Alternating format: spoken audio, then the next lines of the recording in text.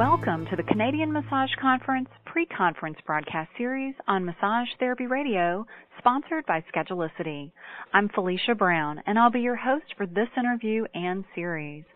This is one of several broadcasts with the presenters and experts who are appearing at the Canadian Massage Conference, brought to you by the One Concept Group, November 4th through 6th, 2011, in Burlington, Ontario, Canada. I'd like to take this opportunity to thank the 2011 Canadian Massage Conference sponsors, the Vitality Depot, Lackner McClellan Insurance, Massage Therapy Canada Magazine, Biotones, Massage Warehouse, the Registered Massage Therapists Association of Ontario, and Hand and Stone for making this year's event possible. Our special guest today is Tina Allen. Tina and I will be talking about her 3-hour class at the Canadian Massage Conference, highlighting massage for children with cancer.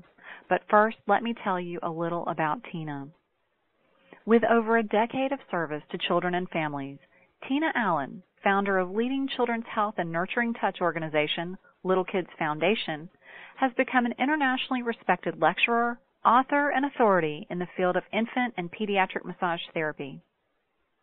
Tina managed the United States' first comprehensive pediatric massage program at Children's Hospital Los Angeles, and developed pediatric massage programs at Mattel Children's Hospital at UCLA and Cedars-Sinai Medical Center.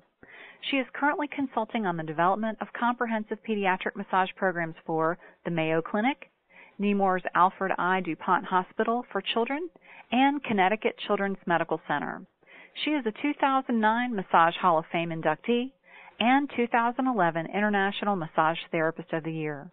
Her innovative approach to children's health has allowed her the unique opportunity to educate families and professionals throughout the world in the many benefits of nurturing touch. Tina, welcome to the Canadian Massage Conference pre-conference broadcast series. As always, I'm thrilled to talk with you today and to learn more about your class, highlighting massage for children with cancer. Thanks, Felicia. I'm happy to be here, and I look forward to spending a little bit of time chatting with you and sharing some information about the conference. I know it's going to be a fun event. It is definitely going to be a fun event, and I can't wait to go myself. It's an event that is really something special in Canada, the largest conference out there, and it's wonderful that you're going to participate this year. I'm wondering, do you have any specific recommendations as to why registered massage therapists should come to the Canadian Massage Conference? Well, one thing that's fantastic about this event is that compared to other conferences, well, first, it's the biggest one in Canada. So if you're an RMT, that means you're probably in Canada, and that means you need to come because it's the biggest conference for your group in the entire country, which is fabulous. I know presenters are coming in from all over, not just Canada. They're coming in from the U.S. and other parts of the world to bring education to one central location, which is great. And for the cost of the admission to the conference is so inexpensive compared to how much there is there to offer. They have all kinds of free 1-hour classes, and you can get continuing education credits for those, which is fabulous. The vendor hall is fabulous. There's so many fun things to do and people to meet, new products to try. And then if you wanted to take any other classes, the cost for those classes is so low compared to all other continuing education classes. You could come and rack up units all over the place, which I think is great, and from leading educators that you would never see in one location all at the same time. So it's a definite do not miss event for Canada. I agree with you completely, and on top of that, it's a lot of fun. It's really a great, fun, energy-filled event, and I'm really looking forward to being back there again, this time as an instructor. Well, it's so fun, I'll tell you. Coming to Ontario in November, thinking of how chilly it is, and being from California, it must be a lot of fun because I'm not hesitating. I'm still coming, and it's going to be a little chilly compared to California, but it's so well worth it, and it's fun long beyond the event. So it's definitely, you'll be talking about it until you can go again the next year, that's for sure. Well, I've been talking about it since I went to it last year, so I know that's a fact. So, Tina, before we get to talking about your class, I'd like for you to tell me a little bit about how exactly you got involved in working with children with cancer. Well, I've been involved in working with children for a long time, and in lots of different areas, lots of different types of facilities. I work a lot with children that have different types of diagnoses with other kinds of organizations, children that are in hospice care, and sometimes I see children with cancer in hospice care. But I also see lots of children that are fighting cancer in different types of healthcare settings and in hospital settings. And one of the reasons that I'm really drawn to working with this group is people are often scared to provide massage for children with cancer. They're scared they're going to spread the cancer. They're scared that some people I've even met are scared that they're going to catch cancer, contract cancer by touching someone who has it, and that's really interesting, but people are sometimes scared of that. I've heard that a few times. And I know that children with cancer, sometimes they're just not feeling well, and a really gentle touch could help not only for decreasing pain, but just even the body image and awareness. Sometimes when you have chemotherapy, you may not feel well, and you might look a little bit different than you did previously, and so people sometimes treat you differently. And as an adult, that can be uncomfortable and cause different emotions and feelings for you, but as a child, that's another thing that's really uncomfortable. And one of the populations I work with a lot of children that have cancer are children with retinoblastoma. And one of the things that I noticed with these kiddos is they're young, and they have to be diagnosed hopefully by the time that they're 4 years old. If not, their cancer spreads. And it's retinoblastoma is cancer in their eye. So if it spreads, it may go up into the brain, and there's not a lot that can be done at that point other than making the child comfortable, which massage could be great for that. But they're brought into the hospital every 3 to 6 weeks, and every single time they're put under anesthesia for eye exams. So I work with these kiddos a lot, providing them massage therapy when they're in that healthcare setting, but also helping their families to learn some simple things that they can do, because there's so much stress and anxiety in the unknowing. And for a child, it's hard to explain. For a baby that's 9 months, it's hard to explain that you're going to be put under anesthesia, and the doctor's going to look at your eye, and then you're going to wake up. They don't understand what's happening. They're just scared. And massage therapy can really help them to not feel as scared and help them feel comfortable in an environment that is really scary for adults too, but for children in a hospital setting, it's really, really scary. So to be able to provide something nurturing and comforting through touch is really important. No doubt. I mean, I'm sure it's scary for all of us, but as you said, it's something, as we've talked before, kids don't conceptualize the way that adults do. They don't understand that, maybe this is just a temporary thing, or they're going to get to go have ice cream. All they know is it hurts now or it's scary now. And anything that you can do to make it a more positive situation and certainly to calm them down, I would think would be very, very important. It is. It's really important. And it helps the whole family because it's scary for the family as well. The adults, the guardians, or the parents, they may have an idea of what's happening, but you're talking about your child. And so when your child is unwell, if they even just had a cold, you feel sad for your child. Oh, I wish you weren't feeling unwell. But then if you have a diagnosis like cancer and your child has that type of diagnosis, it's really scary for the family too. So just to even show that their child can be comfortable, that massage therapy can help them to relax and maybe just rest a little bit more easily, or go ahead and have the procedure that they need to have, but they feel more comfortable with it as opposed to being scared the whole time they're in the healthcare setting. It's a lot of anxiety all the way around for the whole family. Oh, I'm sure. Now, you mentioned that you've encountered therapists that didn't want to spread the cancer. They were afraid they might even catch cancer by doing massage with a child that has cancer. Obviously, these are areas that there really needs to be some education. But are there other reasons that education is vital to people who want to work with pediatric clients who have cancer? There are, and generally speaking, and I always say this when I talk about just working with pediatric clients in general, first, if you just take away the diagnosis, we have all the differences with children. They're not just many adults. So there's a lot of differences there, both physically and cognitively, and then there's also the chronological age, and that makes a difference, and the language and the way we approach, and all these are the basics. But then you add cancer to it, and some people think of cancer as a diagnosis, which it is, but there are different types of cancer that affect different areas of the body. and different ways that they're affected. So it would be really important for someone who wants to work with children who have oncology diagnoses, cancer diagnoses, to understand that there are different types of cancer and how they affect the body, and what kind of symptoms you may see with the different types of cancer, what areas might be affected. Also, there are different types of treatment, and chemotherapy is something that's commonplace that many people have heard of, and there's different types of chemo medication, but there could also possibly be radiation, or there might even be that someone has a catheter, and it's important to know that if you have a catheter, there's a possibility of blood clots, and there's all these different types of pieces that it's important if you want to work with children who have cancer that you know all these different scenarios. Even very often children that have repeated medical intervention have to have a port. And a port is an IV access that's placed under the skin on the upper left of the chest.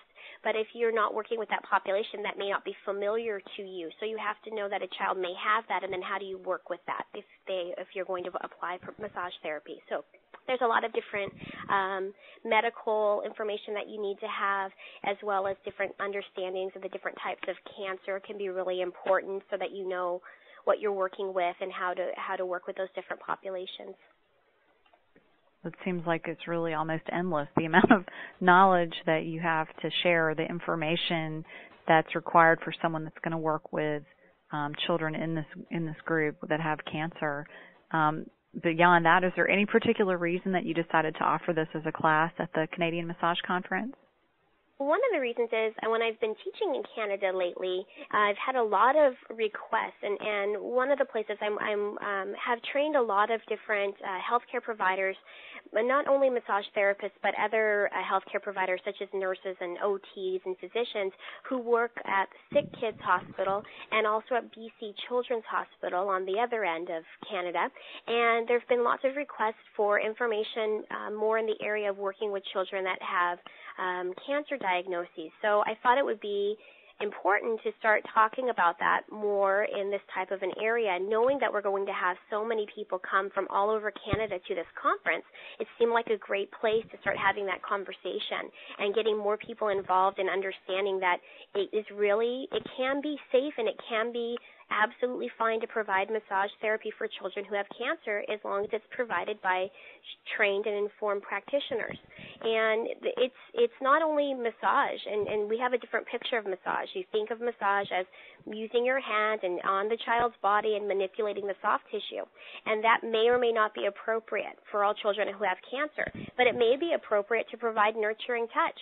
A lot of times you can, even when massage is not okay, massage is contraindicated, you can likely still provide touch for that child.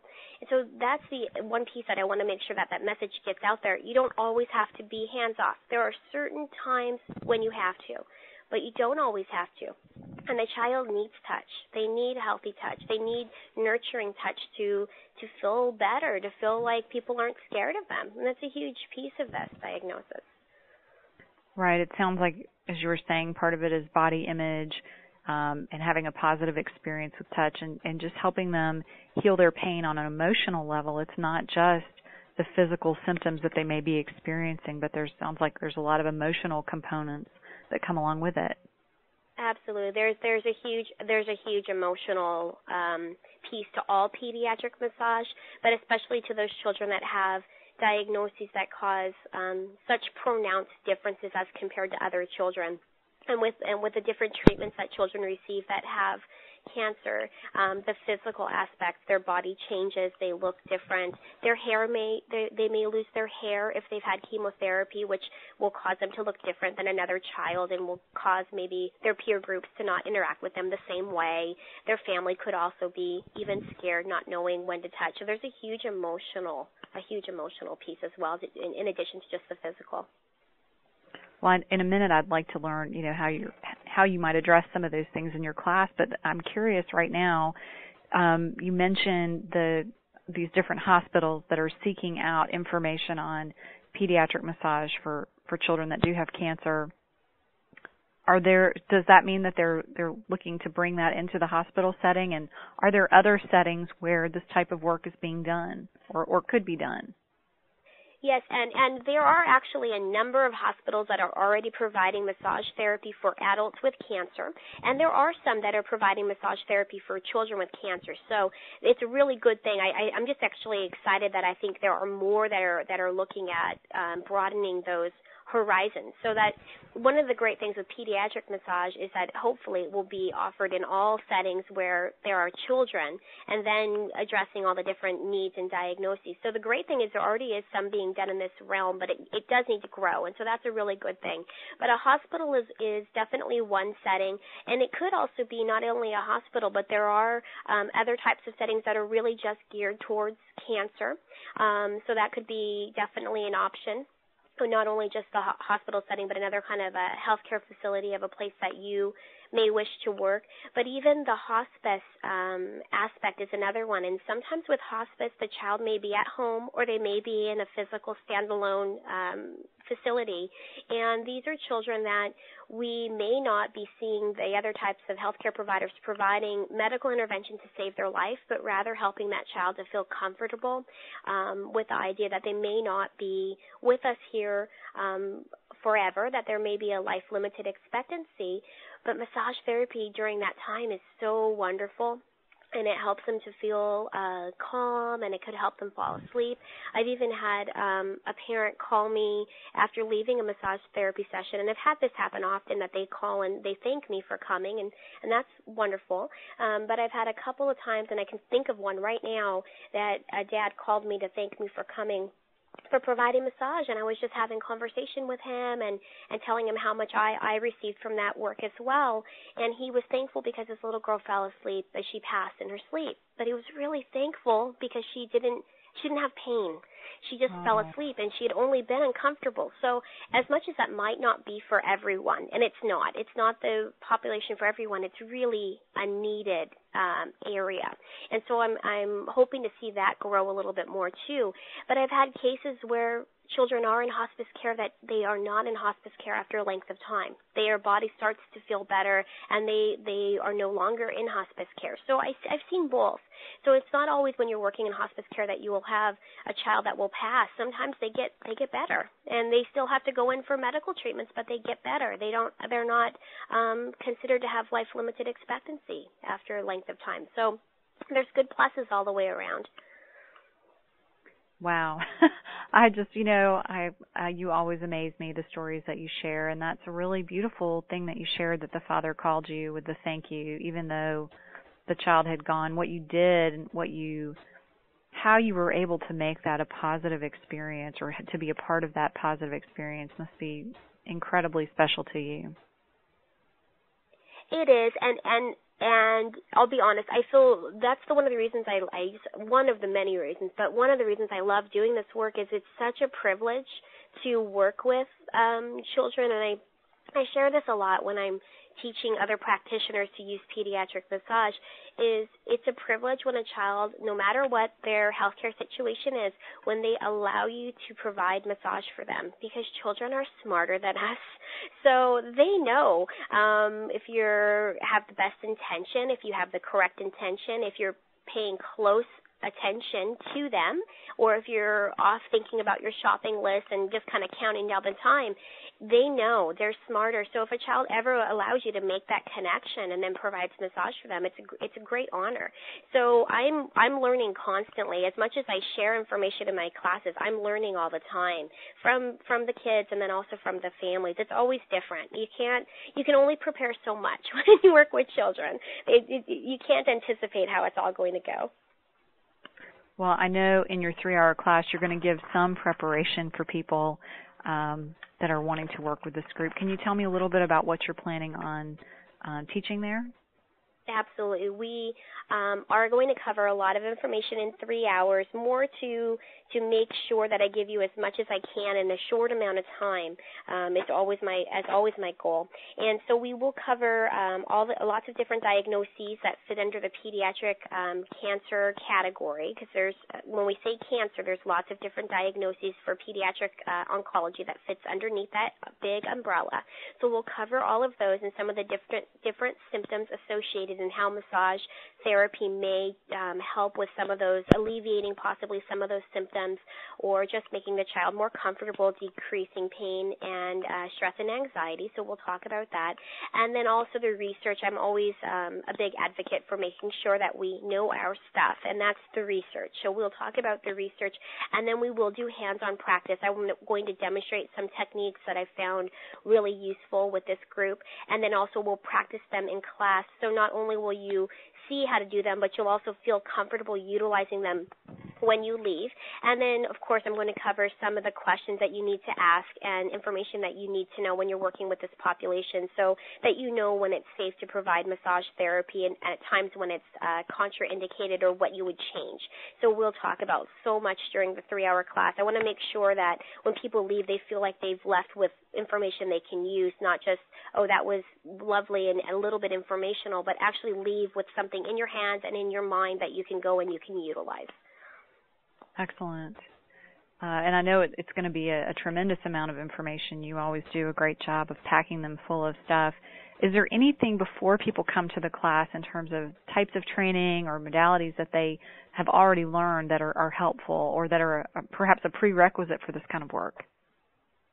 If we're coming to the 3-hour session at the Canadian Massage Conference, just having a background in healthcare, being massage therapy, a nurse, a physician, somebody of that caliber would be fantastic. Even a massage therapy student, you could absolutely come to this 3-hour class and get information that you can use. So you don't have to have any kind of credential per se at this point. It's more of getting some information. It's only 3 hours, so I will pack it full, but you won't feel certified in an area to go and work fully in pediatric massage therapy. You'll be ready to go and add to your practice, though. You'll absolutely be ready to add some tools. So really anyone could come to the 3-hour class.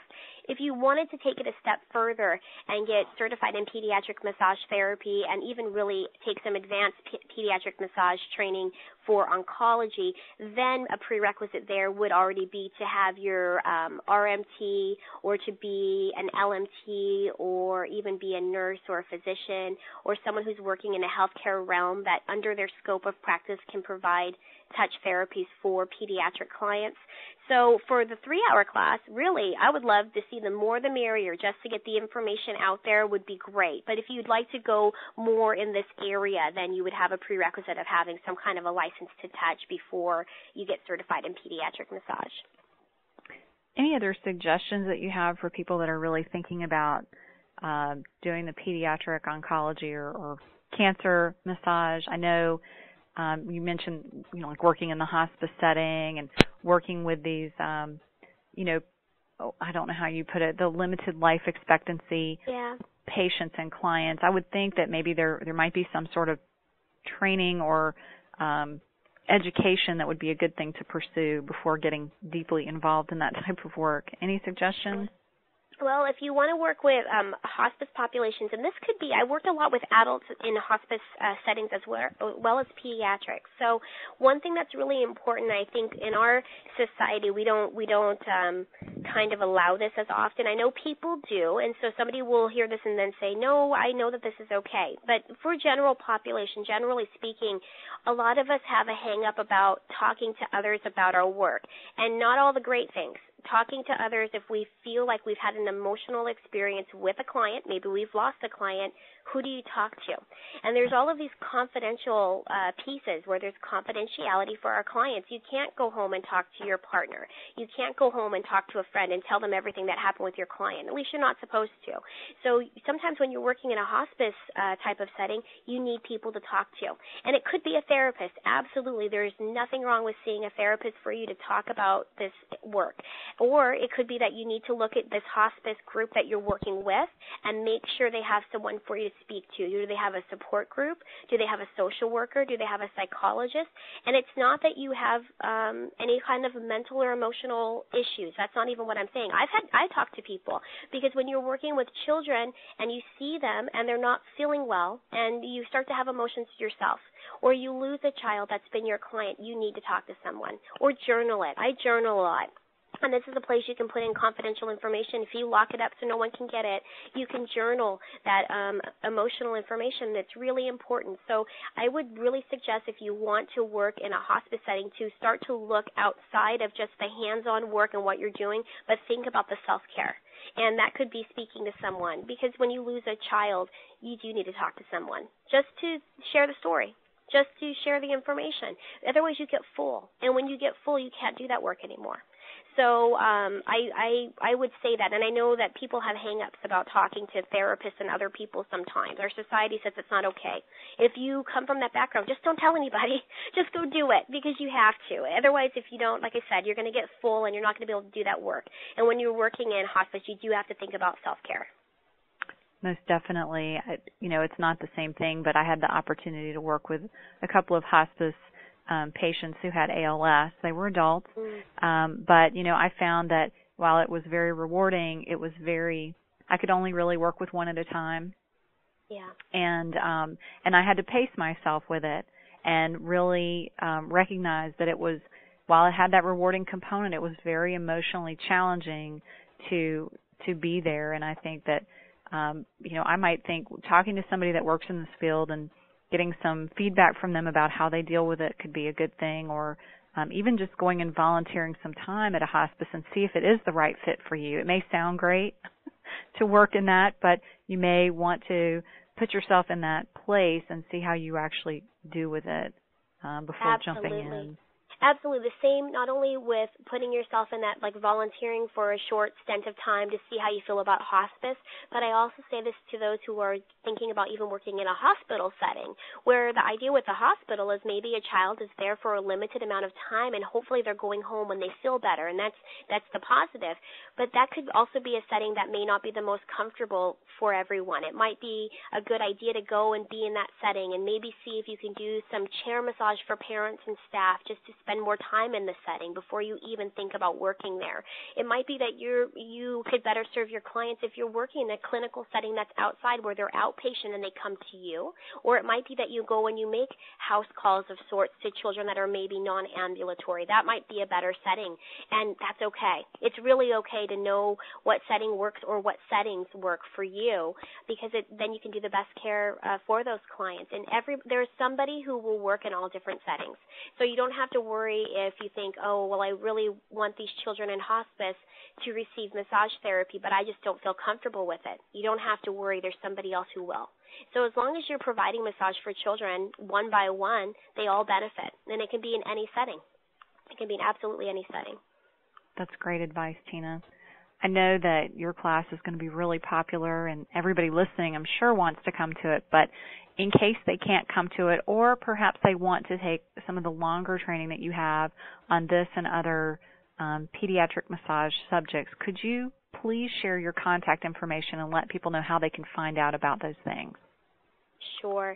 The best is to come through the Little Kids Foundation website, and there's a contact page on that website where you can email or call us on our telephone line. And I'll give you the website, and then I'm going to spell it for you because it is a phonetic spelling.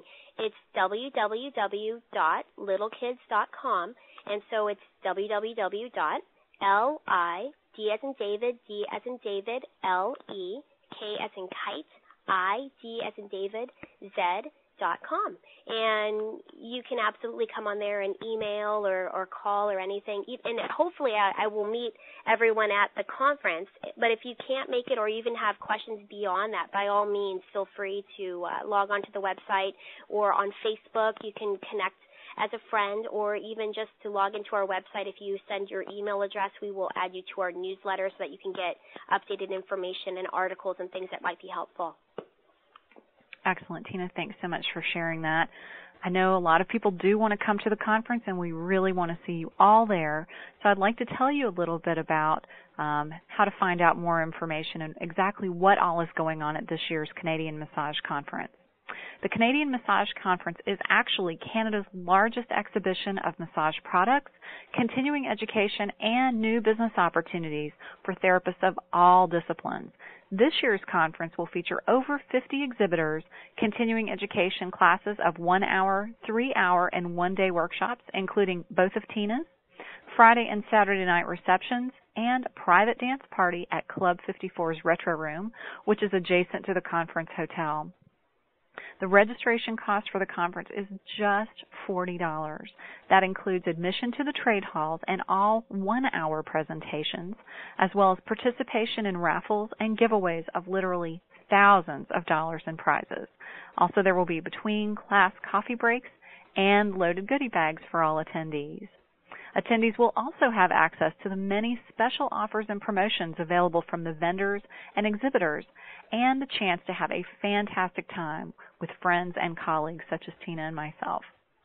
For students, the conference offers a free student day and Smart from the Start program on Sunday, which is sponsored by Massage Warehouse and the Registered Massage Therapists Association of Ontario. This day is dedicated to massage therapy students who are currently enrolled in massage school or who graduated in 2011 and includes a free gift bag for the first 250 students. Also on Sunday, the RMT Career Fair, sponsored by Hand and Stone, will be held from 1 to 3 p.m. and is free for all registrants, including students. Now, all of this is happening at the Conference Hotel. That's the Burlington Holiday Inn, and I definitely suggest you plan to stay there if at all possible. Single and quad rates are just $121 a night, but space is limited, so please make your reservations now. Also, Massage Therapy Canada is printing the Canadian Massage Conference event program inside an issue of their magazine.